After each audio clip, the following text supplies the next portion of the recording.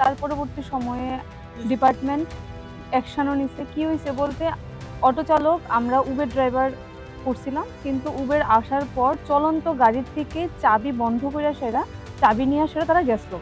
তো তারা যাওয়ার পরে দিয়ে সেরা আমি তারা পিছু নিয়েছি। তার পাশাপাশি উবেরের কাছাকাছি যারা আসলো তারা আমার মার সাথে প্লাস উবেরের যে দাদা আসলো তাদের সাথেও মিসবিহেভ করছে, খুব বাজে কথা কইছে। আমি এখানে গালিগালোজ করছি কিনা সেটা আমার জানা নাই, কিন্তু বিভিন্ন রকমের হেনস্থ রকমের কথা কইছে যে কিনা আপনারা করেন কোনখানে কেস করবেন। কারণ আমার মা কইছিল যে আপনারা দেখো তোমরা আমার বাচ্চার সমান, কাছাকাছি বয়সের এরকম করো না, আমরা যাইতে দো। কিন্তু তারা কইছে আপনার নইলে আমি বড় একটা পদক্ষেপ নিতে পারি, আমার মায়ের কথা কইছে। কিন্তু পরবর্তী সময় তারা কইছে আপনারা যান, যেখানেই যাইবেন যাই করবেন, আমরা যেখানে কই কেস করবেন আপনারও কত দূর হাত যা, আমরাও কত দূর যাইতে পারি। এই হুমকিটা আমার মারে দেওয়া হয়েছিল, পরবর্তী সময় আমি জানছি। কিন্তু ভিডিও অনুযায়ী যতটুকু আমি যতটুকু কভার করতে পারছি সেই অনুযায়ী আমার চাবিটা নেওয়া হয়েছে। তারপর আমি অনেকক্ষণ তার সাথে তর্ক বিতর্ক করার পর একজন বয়োজ্যেষ্ঠ আঙ্কেল চাবিটা তার হাত থেকে নিয়ে আমার হাতে দিয়ে দিছে। তারপরে বাড়িতে আইছি, বাড়িতে আওয়ার পরের দিন আমি ভিডিওটা পোস্ট করি। পোস্ট করার পর অনেক সমর্থন পাই। তার পাশাপাশি আমাদের পরিবহন মন্ত্রী থেকে শুরু করে পরিবহন দপ্তর খুব সক্রিয়ভাবে এই জিনিসটা নিয়ে কাজ করেছেন।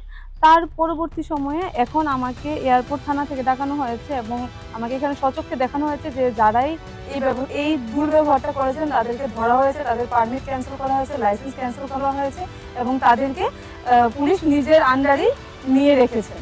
তো সেই জিনিসটা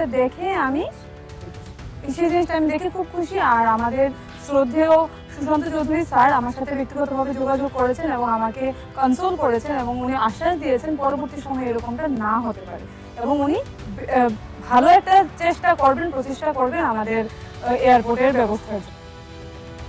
20 জুলাই এমবিবি এয়ারপোর্টের সামনে বিমান যাত্রীদেরকে হয়রানি করা হয়েছিল।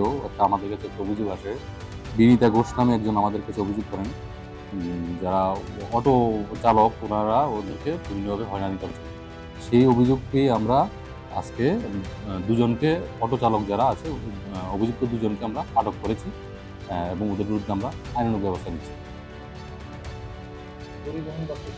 পরিবহন দপ্তর থেকেও একটা অভিযোগ পেয়েছি।